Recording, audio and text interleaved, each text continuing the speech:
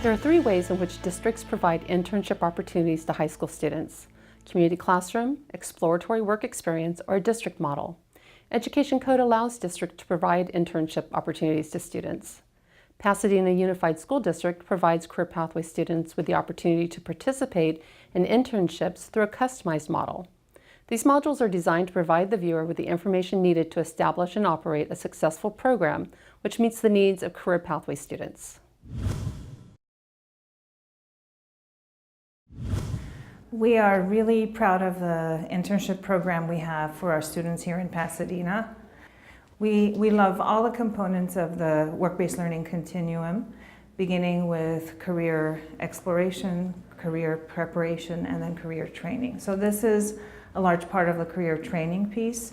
It's really the culmination of all of the experience our students have had, and a lot of work goes into having our students be ready for this opportunity, because we realize they are ambassadors for our district and they are going out into the community, and we want them to be such high quality interns that they end up being employed, and for other businesses to hear about them and ask for more interns. So really a lot of work goes into the preparation of our students. So although we're focusing on the internship component today, I don't want to diminish the importance of the other aspects of this preparation. So our graduate profile was developed with 800 different stakeholders coming to the table. So when our community came together to think about all of the components that need to be present in our graduates, we looked at the 4 C's: communication, collaboration, creativity, and critical thinking. College and career readiness is a huge component.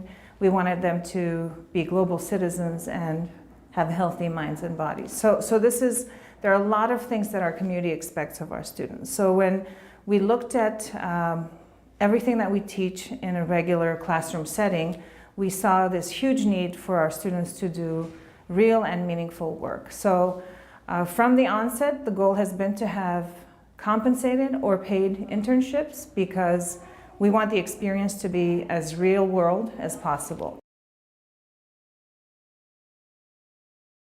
So our school district used to rely on community organizations for internships, but then the demand became so large, and our school board wanted all of our students to have access to this opportunity. So we started developing some of this program in-house in our district. We rely on some amazing partners, our Pasadena Chamber of Commerce and the Armory Center for the Arts. They are also part of the other aspects of work-based learning, but a true partnership and co-ownership of this internship piece. They are the ones who advocate for our students. Because they provide the training, they know firsthand the qualifications of our students. They are part of the interview process. They are in the classrooms when the students are in 9th and 10th grade. So it's a true partnership, and we rely on the business community. We don't have expertise in everything, and it doesn't make sense for school districts to pretend to know it all. So it's really wonderful. The most exciting aspect is for our teachers to also open up their classrooms to get input from. It's not just my grades that are going to determine the readiness of the student, but really the business and volunteer community is going to chime in. Internships, we prefer for them to be industry aligned, because students really make a choice, and a lot of their training and the themes that they cover and the way we have an umbrella in our classroom activities is industry themed.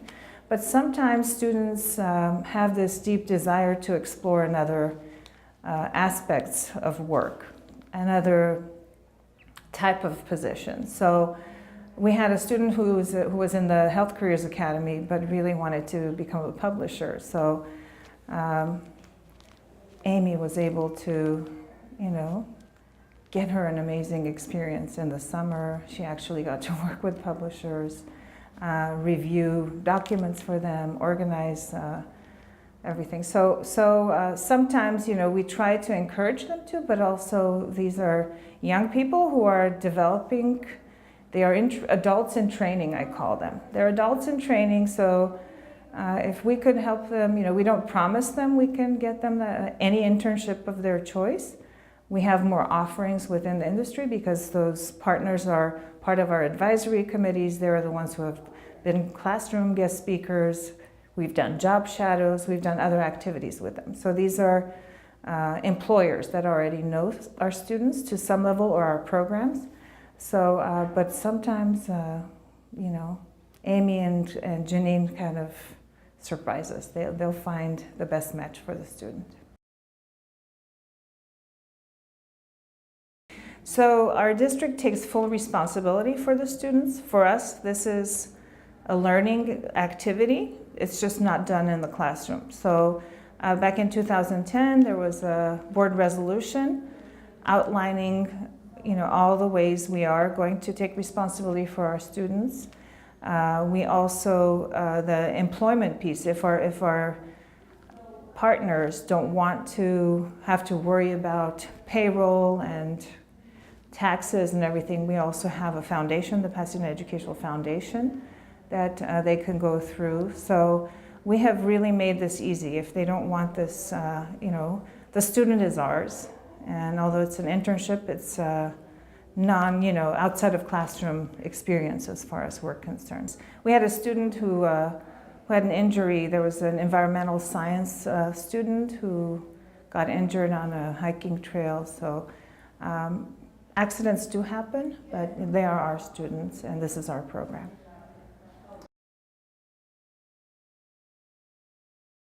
So most of our internships are unpaid, but we promise a $250 stipend to every 60-hour internship. So the $250 stipend, it's very exciting when they receive it. Sometimes it's the first paycheck they've ever received. But again, our foundation, also the Chamber of Commerce does fundraising. So they're not just only placing the students, they're helping us raise funds.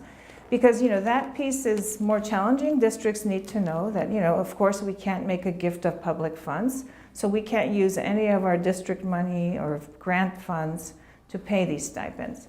So we have to go out and fundraise, and sometimes educators, we're not wired to do that. It doesn't come naturally to us. So again, we rely on our foundation, our other partners and volunteer organizations. Communications office, we're involving our communications office. But I think, at some point, the program starts selling itself. Some employers who had signed up for an intern and they had not committed to paying them, they were so pleased with the intern that, they ended up purchasing a laptop for them. Many of them are offered a job after they complete, so it's very, very exciting. I think if it's a positive experience and we look at every single process and every piece to make sure it is a positive experience, some things might go wrong, as they do everywhere. So if we're responsive and learn from it, it's a win-win really for everyone. So initially, when we started placing our students in internships, many of our community organizations either have a GPA requirement or students have to come from socioeconomically disadvantaged backgrounds. So when we started our internship program, initially we had a 2.0 GPA requirement. But again, our school board felt like if we are all responsible for all of our students and we make this promise, the graduate profile, the outcomes that we've listed is for all of our students, then the other factors need to go into this decision. So we have lifted the GPA requirement for the last 2 years, and the outcomes, the success rates have not changed. Students have to complete an application with a resume and their transcripts. Sometimes we ask for a letter of recommendation from the teacher. Then they have to come with their parent to an orientation where we talk about all the rules, the paid and unpaid internships, the expectations. After that process, they have to go through an interview process with panel members that are non-educators.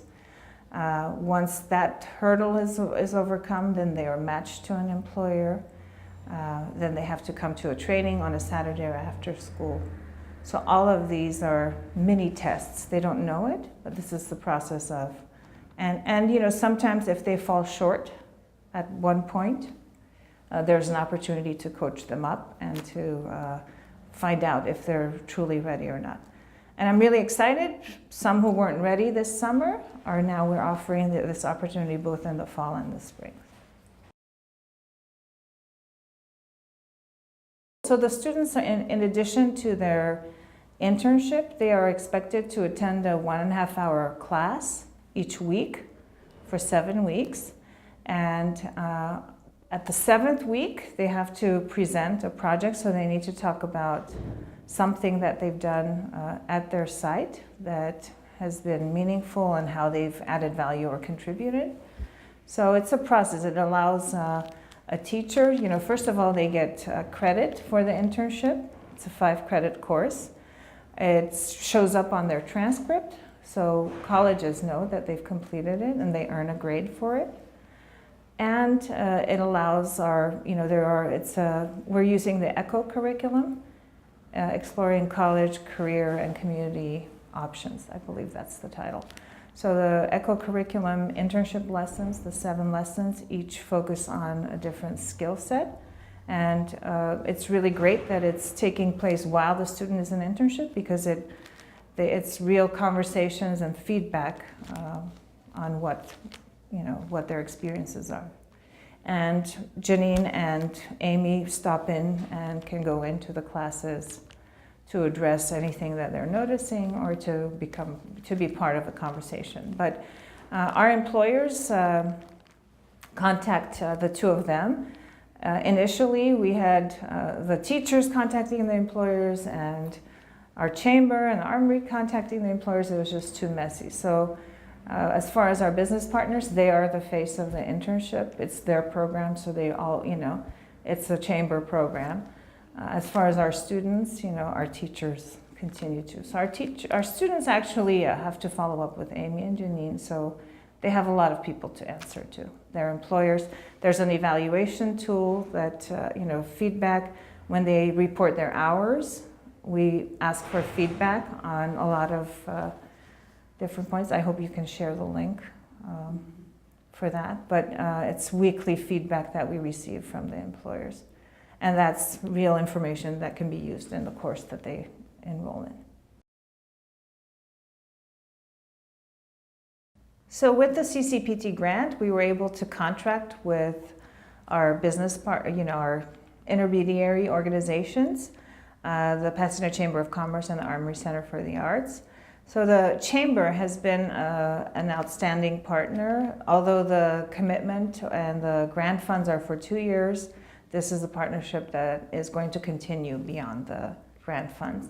So we are keeping the promise that we made to CCPT to create these pathways and these bridges that we can sustain forever. So this is not something, and I think, you know, what I'm seeing is the community, more and more people are interested in investing in our students, and there's this collective ownership of our kids, which is really, you know, they're not just our kids at the district, they're everybody's kids. So this is 6 years into the work, so expect some bumps along the way. Work hard to maintain your relationship with the hosts who have opened their doors to you. But know that things will go wrong, and as long as you learn and adjust and communicate how you've adjusted, you should be fine.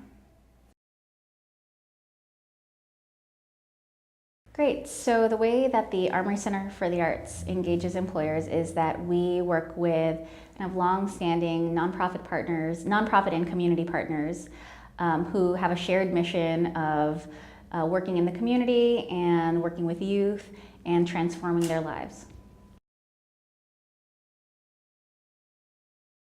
Every employer has questions and concerns about liability, and so what Pasadena Unified has done is, through their board and through the MOU that that business partners and PUSD enter, it's really clearly laid out that workers' compensation is covered through the district, and that has typically assuaged any concerns. So it's been really wonderful that Pasadena Unified has been able to provide that.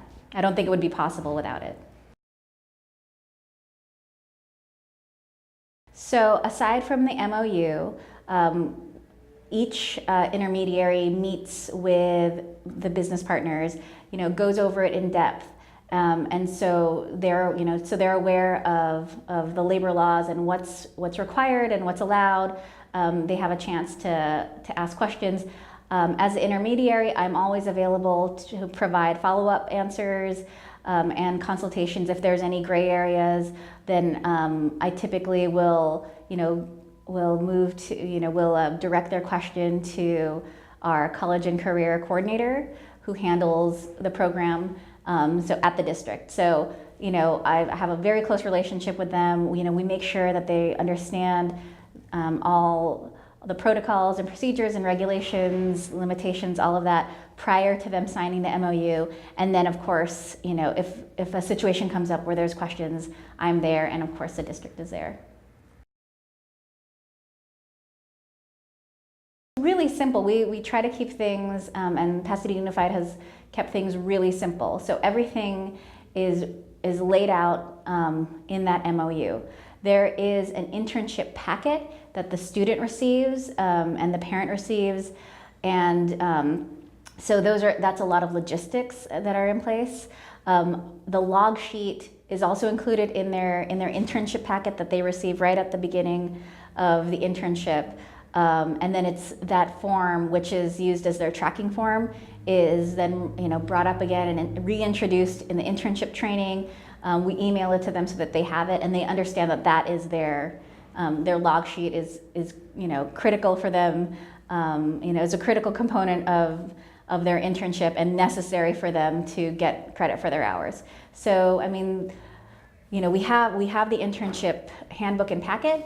But really the only two forms that the employer, or the only form that the employer sees is the MOU, or the only form that they have to sign is the MOU, and the only form that the students use throughout their internship is the log sheet. Although they do sign, in the beginning, in their internship application, they fill out a form, they turn in their resume, they have a statement, and they're supposed to read their entire internship packet.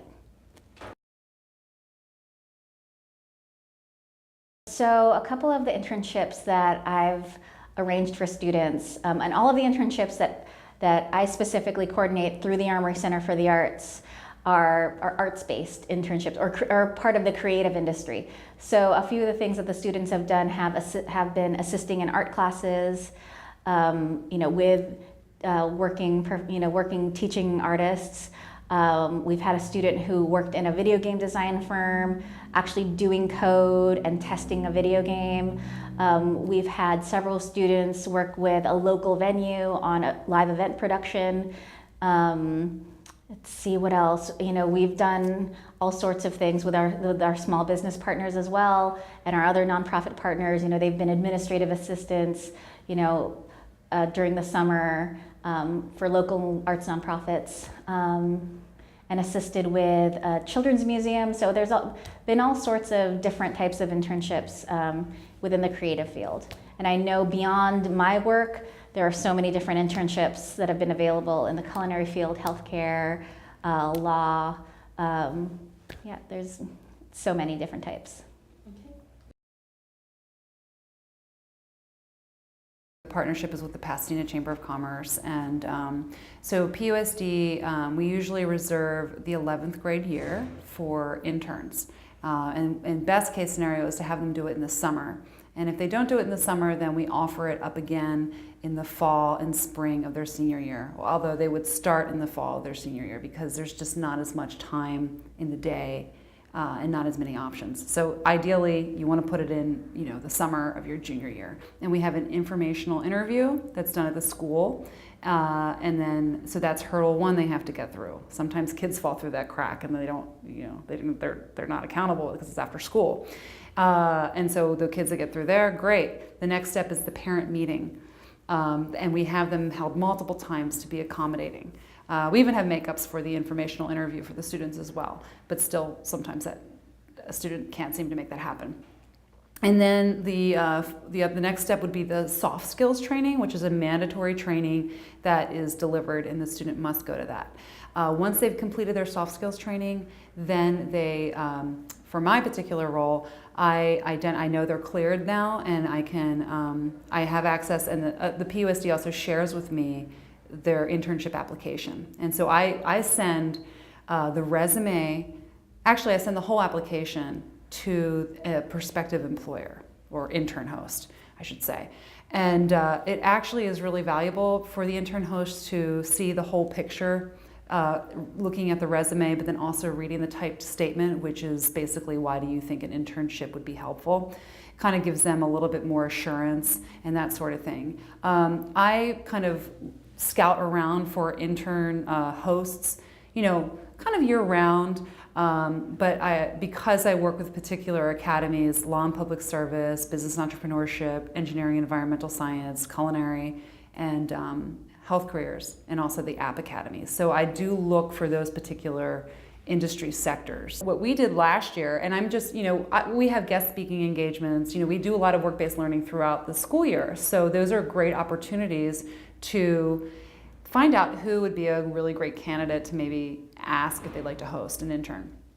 So we have guest speakers that come into the classroom. We also offer job shadows.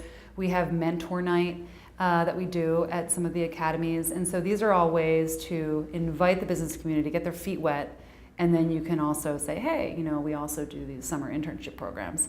And then we also did a more strategic target last year where it took a little bit of investment, under $2,000, but we had a luncheon, and I invited, with the Pasadena Chamber of Commerce, we have over 1,400 members. And so I went through our database and I pulled from that I thought were, obviously no sole proprietorships, things of that nature, but pulled from all the sectors that I needed. And I invited folks to a luncheon. And I had this, everyone sat by industry sector at the tables, and then I invited a internship host from last year to sit at each table to answer any questions. And then we had the mayor there, did a little talking, and then we had Marissa Sarian, the assistant superintendent, there, and then we had an intern from the previous summer there, and then some business hosts also spoke. And so it was a wonderful way to network. Of course, everyone likes to network for their business, but then also to learn about our program, because of course there's no free lunch. So, and then they all had walkaways, basically a one sheet that talked about expectations. And so basically, once the business host is open, I say, hey, I have a candidate for you. I send them that application packet so they get to get a sense of the student. And they're like, yes, I'd like to interview this person. And then I email the student and I say, please send your resume and an introductory email about yourself to this contact person and CC me on it. And then once that step is done, then I can see all their correspondence, when they're going for their interview, and then the business partner contacts me saying, yes, I'm gonna start this student, and then that's how I keep track. And then also, I also go in advance of that. Before they start their internship, I go to the business and I have them sign the host agreement form. I go over, I have a letter that talks about duration, expectations, best practices. I give them the log sheet showing them this is something that you're going to be seeing, and we all put it on the student. I also tell them you're committing to 60 hours, but you're not obligated. If it doesn't work out, you don't have to, so they don't feel trapped at all. And then I also say, if you can pay for the stipend, we would like that. And so that's how it works. The kids do a class that, you take a class in conjunction, and we use the ECHO curriculum here. With the kids, with summer school and other obligations, there's so many obligations to everyone today. Everyone's so busy. And we're actually coming up with a solution with that. We did have a face-to-face class, but now we're moving for this fall, we're doing an online class, and I'm really excited to see how that works out. I think that's going to be actually more beneficial for everyone. And there still will be some FaceTime, it'll be like a hybrid model, but having that online flexibility I think is a really good idea, especially with just, you know, transportation issues, scheduling issues and stuff like that, just having the kid log in and we see that they did and that sort of thing. So that'll be a nice pilot to see how that works out, and maybe we'll use that this summer. Of course, the students go from like maybe low self-esteem, low confidence to extreme high confidence, feeling really good about, you know, especially when they get paid or when they get the stipend at the end. We do offer a stipend. All of our students get at least $250 for 60 hours of interning. And at the end of the summer program, we have an internship celebration. And that's when we invite families, and then we tell the kids they can invite whoever they want, as many people as they want, because we want to promote it. And you know, we invite the business partners, and we have guest speakers. We have a couple of business partners speak. We have some students speak, and then we give them their award, and we give them their stipend that day. And that day is just the biggest feel-good day ever, and it's amazing. And that feels great. Another unexpected is that we're finding now that our chamber members are doing business with each other because of the internship program. And that was an unexpected plus that just happened. You know, business partners have come to me because they're like, thank you for doing this. It's really hard to find people these days that have soft skills and are able to do what needs to be done. I get all sorts of requests from the business community saying, you know, we can't hire the right people, or, you know, people aren't even, you know, they'll fill out an application, but they don't think to check their voicemail, and then they go back into the business and they say, why didn't you call me? And they said, we've been calling you and you never called us back. So there's a huge gap, I think, with just generations and technology that we're kind of bridging that and educating people and getting people ready to roll. And I think it's just a win-win for the whole community.